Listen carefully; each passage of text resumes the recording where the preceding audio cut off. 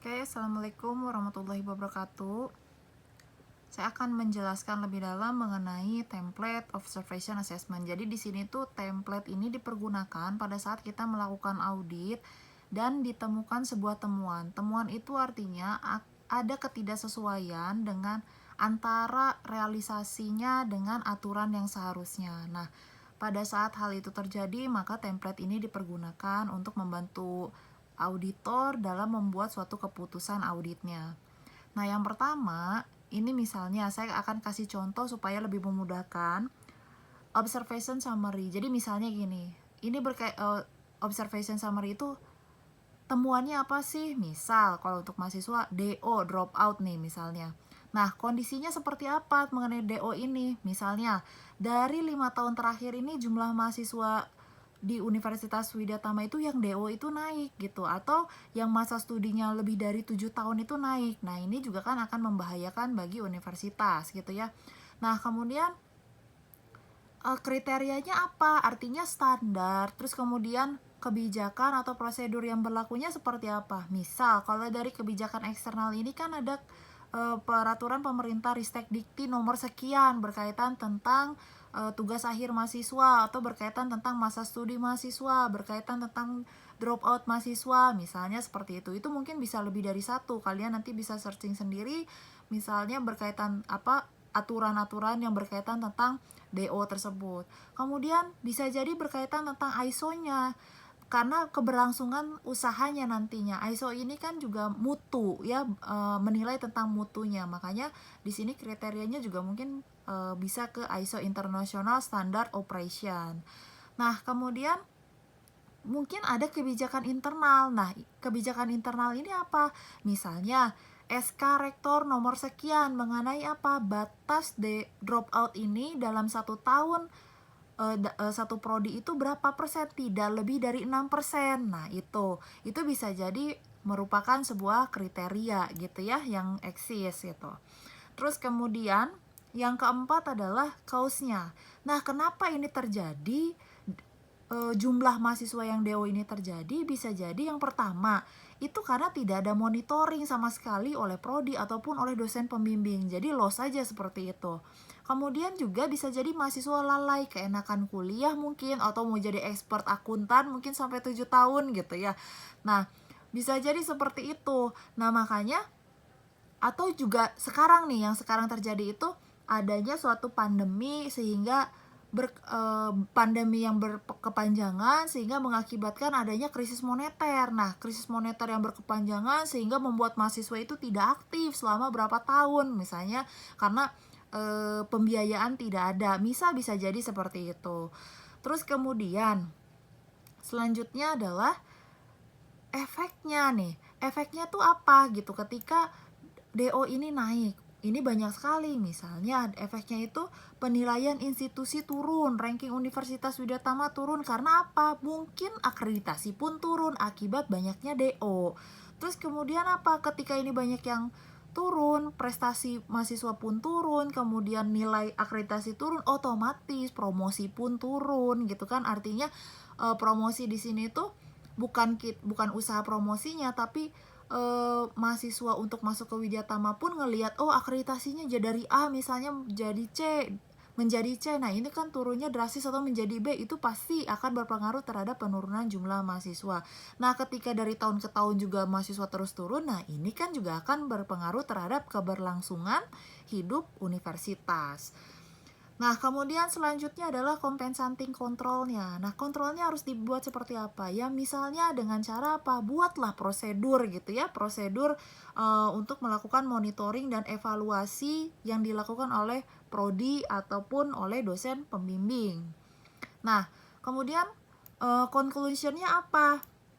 Nah, di sini prosedur tersebut juga dibuat secara tertulis, artinya memang harus disahkan, dilegalitaskan gitu ya, dan sifatnya prosedur tersebut harus komprehensif, bukan hanya mengatur tentang dosennya harus seperti apa, prodinya harus seperti apa, bahkan juga mengatur mengenai masalah mahasiswanya. Mungkin prosedur mengenai monitoring ini, tugas akhir ini mungkin akan ada turunannya, artinya prosedurnya mungkin bisa bermacam-macam. Misalnya prosedur monitoring untuk dosen pembimbing, prosedur monitoring untuk prodinya, prosedur monitoring bahkan untuk mahasiswanya harus berperilaku atau harus seperti apa. Nah, itu harus ada semuanya. Jadi konklusinya bikinlah suatu kontrol tertentu yang bisa menurunkan secara drastis jumlah mahasiswa DO tersebut atau bahkan meningkatkan meningkatkan kemampuan universitas itu mengenai image atau mengenai peningkatan akreditasi. Nah, itu kan salah satunya dimulai dengan penurunan jumlah DO. Kemudian yang ke-8 adalah detail recommendation. Detail recommendation ini adalah turunan dari conclusion. Artinya konklusi ini di atas itu dijabarkan di dalam detail rekomendasi. Penjabarannya seperti apa? Misalnya, monitoring dan evaluasi itu dilakukan oleh dosen pembimbing, kemudian dilaporkan ke prodi secara rutin dan periodik. Misalnya dosen pembimbing itu misalnya satu dosen pembimbing dikasih 10 mahasiswa bimbingan. Setiap bulan atau bahkan setiap minggu dosen pembimbing itu harus tahu progres mahasiswa bimbingannya seperti apa dan dilaporkan kepada prodi misalnya sebulan sekali, dan itu harus rutin dan secara periodik. Kemudian juga nanti hasil laporan tersebut prodi akan melakukan review gitu kan, mana mahasiswa yang sudah sampai bab 6 misalnya, atau mana mahasiswa yang sudah 6 bulan tapi masih bab 1, masih bab 2. Ini kan juga kasihan terhadap dosennya karena kinerja dosennya pun dipertaruhkan di sana. Makanya bisa jadi di evaluasi tersebut dinilai bisa jadi nanti ada penggantian dosen pembimbing gitu, atau penggantian topik bimbingannya. Kemudian ataupun juga buatlah suatu sanksi gitu, rekomendasi tersebut itu masuk ke dalam prosedurnya. Sanksinya apa? Misalnya kalau mahasiswa tersebut sudah 3 kali perpanjangan gitu ya, masih juga tidak selesai, itu ada ada risiko untuk di DO gitu, walaupun dia belum 7 tahun. Nah, sehingga membuat mahasiswa itu terstimulus atau termotivasi untuk menyelesaikan tugas akhirnya secara cepat.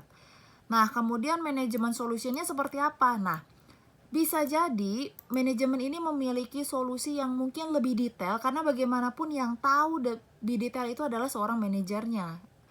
Nah, bisa jadi manajer tersebut memiliki solusi-solusi tambahan. Misalnya, selain monitoring dapat dari dosen pembimbing, bisa jadi prodi tersebut punya inisiasi untuk nelponin nih satu-satu mahasiswanya gitu ya, nelponin udah sampai mana progresnya, khususnya mahasiswa yang sedang tugas akhir.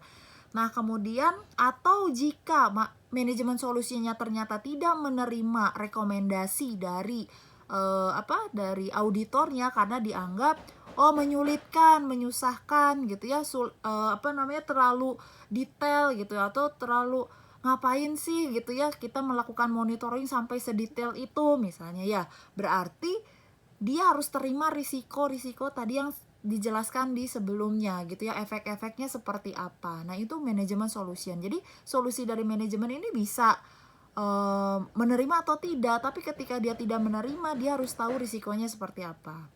Kemudian yang nomor 10 adalah observation elevation. Nah, ini sebenarnya kalau harusnya kalian harus mengerti dulu, paham dulu materi yang sebelumnya, bahwa temuan ini masuk kategori KOSO yang seperti apa. Mau kategori financial reporting atau mengenai operasi misalnya gitu ya. Kemudian diklasifikasikan dengan cara apa? Artinya diklasifikasikan di sini adalah dia ini masuk kategori mana gitu lah. Apakah karena sistemnya yang nggak benar, atau misalnya sistemnya sudah benar tapi ternyata pelaksanaannya yang tidak benar gitu ya. Terus kemudian di-assess gitu ya, dinilai ini adalah risikonya, peluangnya banyak tidak yang seperti ini gitu ya. Terus kemudian terus kemudian efeknya atau kerugiannya besar tidak. Misalnya peluangnya yang terjadi sedikit tapi efeknya bisa besar gitu kan. Nah, ini juga risikonya pun bisa besar. Nah, kemudian di sini evaluation performed by. Nah, di sini evaluasi ini dilakukan oleh siapa gitu ya? Internal audit kah, business unit management kah, atau misalnya outside independent outside independent auditor gitu. Boleh nggak ketiga-tiganya? Sangat boleh, malah bahkan mungkin pemeriksaannya mungkin lebih bagus lagi kalau misalnya ketiga pihak ini berkoordinasi, kemudian melakukan audit bersama, itu juga sangat baik sekali. Nah, kemudian yang terakhir adalah working paper reference. Working paper reference ini isinya apa aja, Bu?